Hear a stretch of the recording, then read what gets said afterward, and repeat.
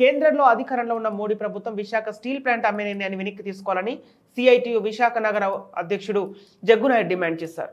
GVMC Gandhi విగ్రహం వద్ద చేపట్టిన రిలే దీక్షలు 1000 రోజులకు చేరుకున్న సందర్భంగా బుధవారం విశాఖ రైల్వే డిఆర్ఎం ఆఫీస్ నుంచి జీవీఎంసీ గాంధీ విగ్రహం వరకు కార్మికులు ప్రజా సంఘాలతో కలిసి నిరసన ర్యాలీ చేపట్టారు.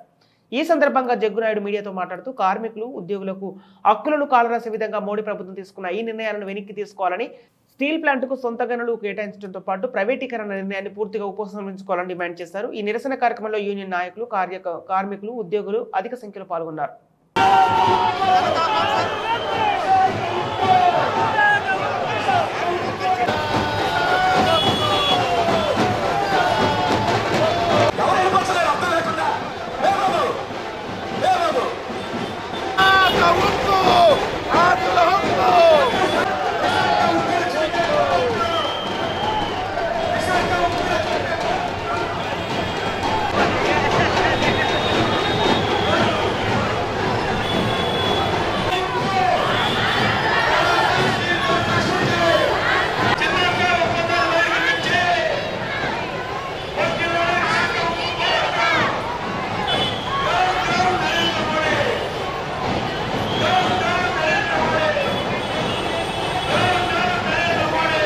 విశాఖ బుక్కుని స్ట్రాటజిక్ సేల్ పేరు మీద 100% అమ్మాలని చెప్పని కేంద్రంలో మోడీ ప్రభుత్వం 2021 నిర్ణయం తీసుకుంది.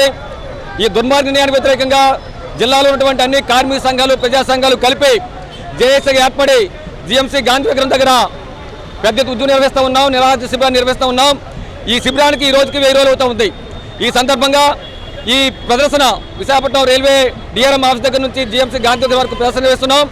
మోడీ ప్రభుత్వం స్టీల్ ప్లాంట్ అమ్మే నిర్ణయాన్ని వెనక్కి తీసుకునే వరకు, పార్లమెంట్లో ప్రకటించే వరకు ఈ ఉద్యమం కొనసాగుతుంది.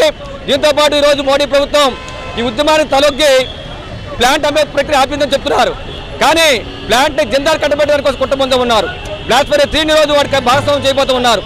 ఆ విధంగా ముక్కలు చేసి స్టీల్ ప్లాంట్ని ప్రైవేట్ వ్యక్తుల చేతిలో పెట్టడానికి కోసం మోడీ ప్రభుత్వం కంకణ కొట్టుకుంది. ఈ దుర్మార్గమైనటువంటి ఒప్పందాన్ని వెంటనే రద్దు చేయాలి. ప్రభుత్వ సంస్థ సెయిల్తో ఒప్పందం చేయాలి. నిర్వాసితులకి ఉద్యోగాలు ఇవ్వాలని చెప్పి డిమాండ్ చేస్తూ ప్లాంట్ పూర్తిస్థాయి సమయం నడిపించాలని డిమాండ్ చేస్తూ ఈరోజు కార్యక్రమం చేస్తున్నాం. ఈ విజయం సాధించే వరకు కూడా పోరాటం ఉధృతం చేస్తామని చెప్పి మీతో హెచ్చరిస్తా ఉన్నాం.